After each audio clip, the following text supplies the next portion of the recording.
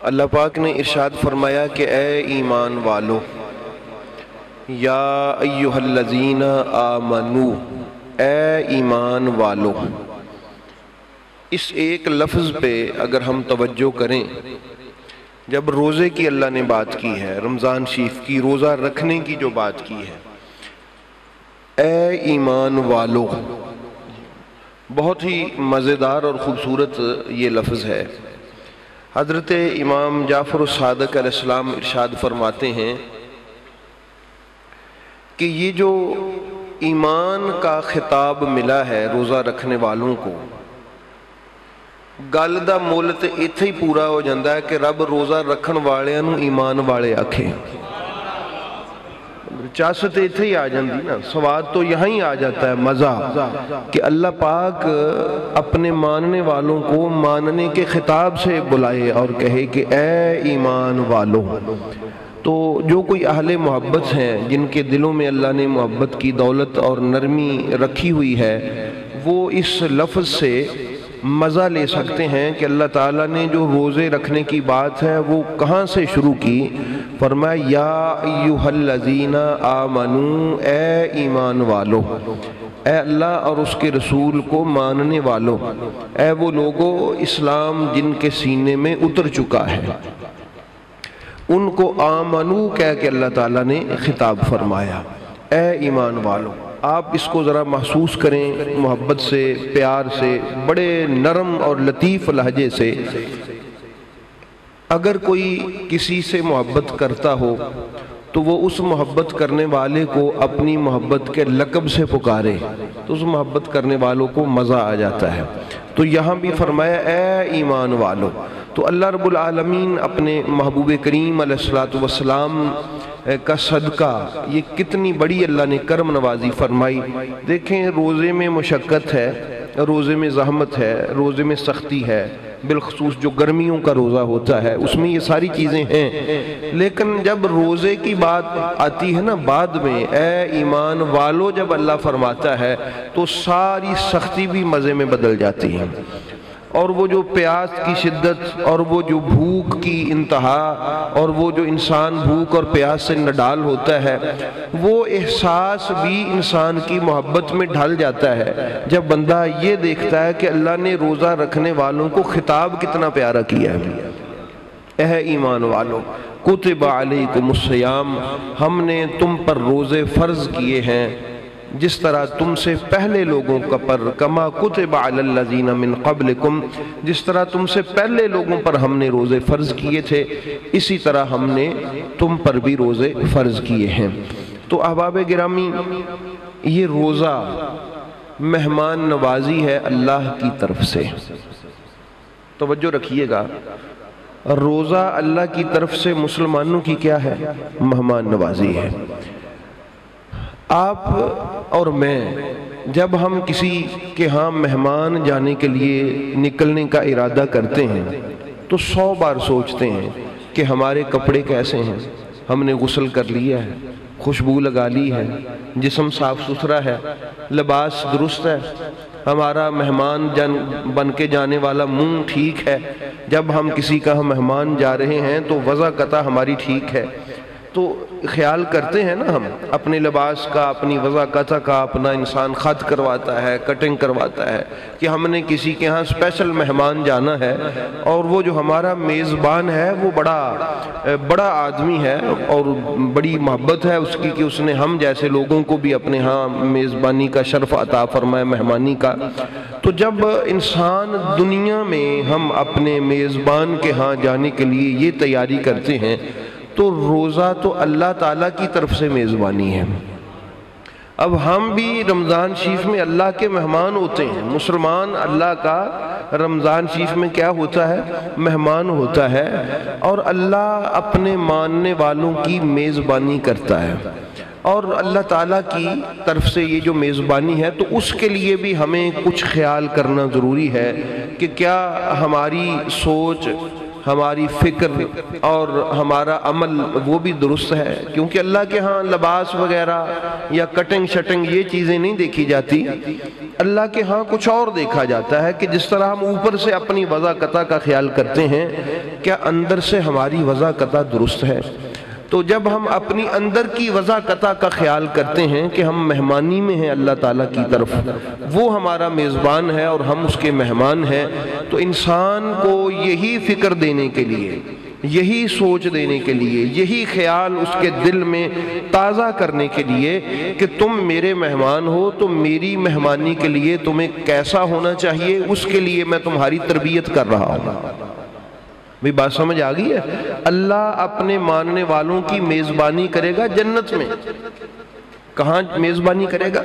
جنت میں۔ وہاں دسترخوان اللہ کا ہے، گھر اللہ کا ہے، نعمتیں اللہ کی ہیں، نظام سارا اللہ کا ہے۔ تو وہاں کی خوبصورتی یہ ہوگی کہ وہاں جنتی مہمان ہوں گے اور اللہ میزبان ہوگا۔ اب اللہ تعالیٰ کی میزبانی کے لیے اس امر کی ضرورت ہے کہ ہم اس طریقے سے اپنے آپ کو تیار کریں جس طریقے کا مہمان اللہ تعالیٰ کو پسند ہے، اور اس کے لیے پاکیزہ سوچ کا، پاکیزہ فکر کا، ہماری اندر کی وضع قطع کا درست ہونا بڑا ضروری ہے۔ اس لیے احباب گرامی، یہ جو ہے روزے، یہ روزے صرف آپ اس کو عبادت کی نظر سے نہ دیکھیے گا، یہ میں آپ احباب سے عرض کر رہا ہوں، روزے کو صرف عبادت کی نظر سے نہ دیکھیے گا، روزہ تربیت ہے، بلکہ ہے تو ساری عبادت ہی تربیت، لیکن روزہ بالخصوص ایک تربیتی سسٹم ہے جو پورا مہینہ مسلمانوں کی تربیت گاہ ہے۔ یہ جو رمضان شریف ہے، مسلمانوں کو ایک تربیتی کیمپ میں رکھ کے ان کی جس طرح تربیت کی جاتی ہے، رمضان شریف میں مسلمان کی یوں تربیت کر کے اس کو سجایا جاتا ہے، سنوارا جاتا ہے، اس کی نوک پلک سنواری جاتی ہے، کانٹ چھانٹ کی جاتی ہے، اس کو فالو کرنے کا طریقہ سکھایا جاتا ہے، اس کو تسلیم ہونے کا طریقہ سکھایا جاتا ہے، اس کو یہ کہا جاتا ہے کہ یکدم بھئی حکم ہو گیا کہ بس بھئی ابھی تم نے بس کر دینی، اذان ہو گئی ہے، سحری سے ہاتھ اٹھا لو۔ دیکھیں یہ تربیت ہے۔ اب تمہیں اجازت ہے، تمہارے سامنے ساری چیزیں پڑی ہیں، بالکل اجازت نہیں ہے، بندہ بڑی رضا و رغبت کے ساتھ اس کو کوئی 1 ارب روپے کی بھی آفر کرے کہ یہ لے لو اور پانی کا ایک گھونٹ پی لو، مسلمان کہے گا نہیں، میں اللہ کی طرف سے مامور ہوں، پابند ہوں، مجھے حکم ہوگا تو یہ میں پانی کا گھونٹ پی سکتا ہوں، میں اتنی بڑی آفر کے باوجود بھی اپنے خدا کو ناراض نہیں کر سکتا۔ یہ سکھایا جاتا ہے۔ اب حکم ہے، اب تو کھا سکتا ہے، پی سکتا ہے، فلاں چیز تیرے لیے اب حلال ہے، اب تو اس کو ہاتھ لگا سکتا ہے۔ یہ سارا مہینہ اس کو سکھایا جاتا ہے۔ پتہ چلا روزہ جو ہے اس کو صرف عبادت کے طور پہ نہ جانا جائے، بلکہ یہ ایک تربیت ہے، اور پورا رمضان تربیتی کیمپ ہے، اور اس تربیتی کیمپ میں مسلمانوں کی جو ہے وہ تربیت کی جاتی ہے کہ مسلمان ہوتا کون ہے۔ بھی اسلام کہتے، مسلمان کہتے ہیں سر کو جھکا دینے والا، سر تسلیم خم کر لینے والا، تسلیم ہو جانے والا، کہ اس نے اللہ کے حکم کے سامنے سر جھکا دیا ہے، یہی مسلمان ہے۔ اور چونکہ سارا سال ہمیں بہت ساری چیزیں ہم اس میں آگے تھوڑا سا گزر جاتے ہیں، ہمیں یاد نہیں رہتی، تو اس مہینے میں اللہ تعالیٰ ان کو باقاعدہ مسلمانی کی ٹریننگ دیتا ہے کہ مسلمان باقاعدہ طور پہ اس کی کیسی شکل ہونی چاہیے، فرمایا جس طرح کی رمضان شریف میں سارے مسلمانوں کی ہوتی ہے۔ تو یہ رمضان شریف ہے۔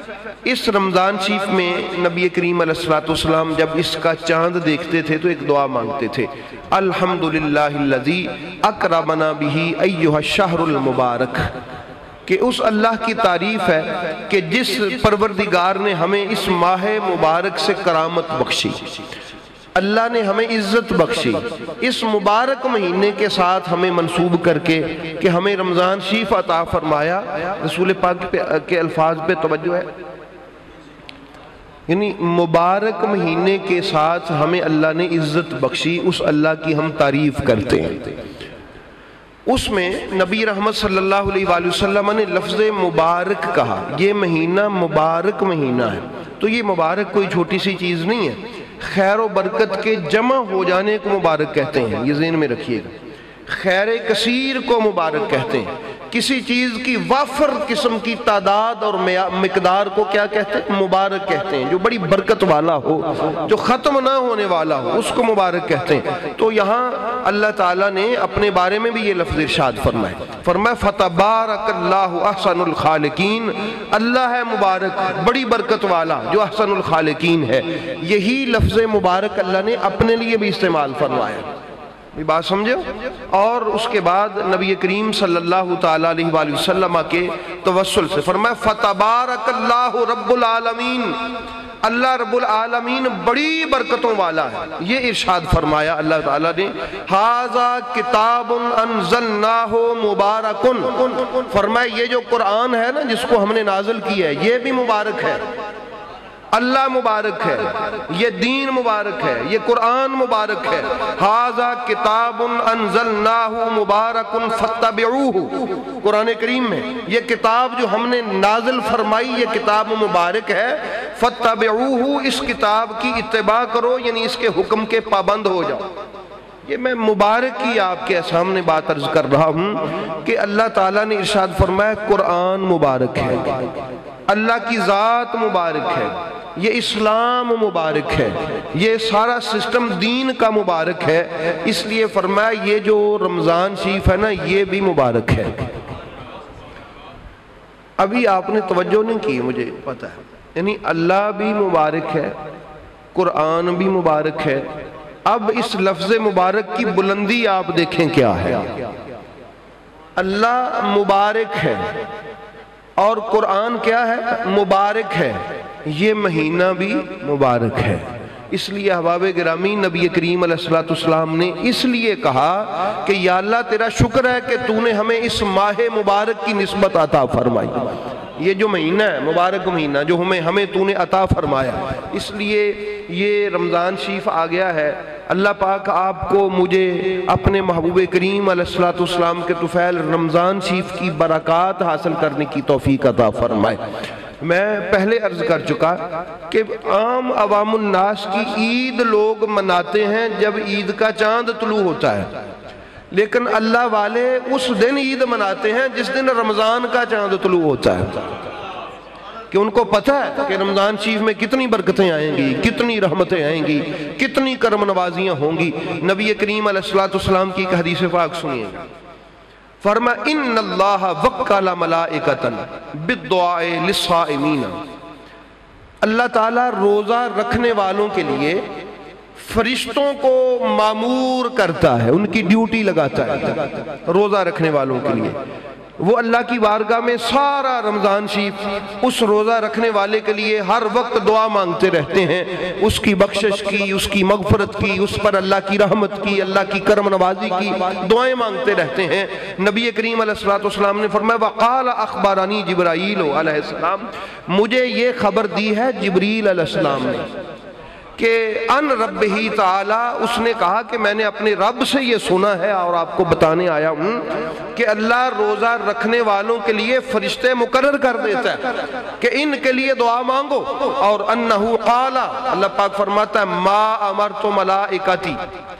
بالدعاء لأحد، میں کسی بھی فرشتے کو مقرر نہیں کرتا دعا کے لیے،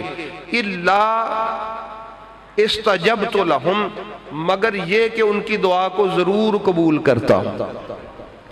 یعنی نبی پاک نے فرمایا اللہ کہتا ہے میں جب کسی فرشتے کی ڈیوٹی لگاتا ہوں نا تو اس کی دعا ضرور قبول کرتا ہوں۔ تو روزہ رکھنے والوں کے لیے میں فرشتوں کو مامور کرتا ہوں کہ یہ جو روزہ دار ہے تیری ڈیوٹی یہ ہے، تیری عبادت ہی یہ ہے۔ اب فرشتے تو عبادت کے لیے ہیں نا، فرشتے کی عبادت یہ بن جاتی ہے کہ وہ اللہ تعالیٰ سے ہر وقت ہر لمحہ، نہ اس کو کھانے کی فرصت ہے چاہیے، نہ سونے کی فرصت چاہیے، نہ آرام کرنے کی فرصت چاہیے، وہ تو لمحہ ب لمحہ اللہ تعالیٰ کی پاک بارگاہ میں عبادت پہ معمور ہوتا ہے۔ تو اس کی یہ عبادت بن جاتی ہے کہ وہ روزہ داروں کے لیے اللہ کی بارگاہ میں دعا کرتا رہے۔ دیکھیں ہمیں نہیں پتا، ہم نہیں جانتے، ہم نے وہ فرشتہ دیکھا نہیں ہے، ہمیں اس کی خبر بھی نہیں ہے، ہم نے اللہ سے کہا بھی نہیں ہے کہ ہمارے لیے فرشتے کو مقرر کر دے۔ وہ کتنا کریم ہے، کتنا مہربان ہے، کتنا لاجپال ہے کہ اس نے ہمارے کہے کے بغیر بھی ہم پر کرم فرمایا اور ہماری بخشش کے لیے، ہماری مغفرت کے لیے، ہم پر رحمت کے لیے، ہمارے اوپر کرم نوازی کے لیے فرشتہ مقرر فرما دیا، جو ہمہ وقت اللہ سے کہتا رہتا ہے کہ مولا اس روزے دار کی خیر ہو، اس کی دنیا بھی سنوار دے، اس کی آخرت بھی سنوار دے۔ بھئی یہ اتنی خوبصورت بات، یہ آپ یہاں سن کے تو صرف چھوڑ کے نہ جائیے کہ آپ نے سن لیا آپ کہیں جی واہ واہ روزے دار پر تو بڑے اللہ کے انعامات ہیں۔ نہیں، آپ کا حق تب ادا ہوگا کہ جب آپ یہ پیغام آگے کچھ لوگوں تک منتقل کر دیں گے۔ اب ہو سکتا ہے کوئی سست آدمی ہو، اس کا خیال ہو کہ شیطان اس کو ورگلا رہا ہو روزہ نہ رکھنے کے لیے،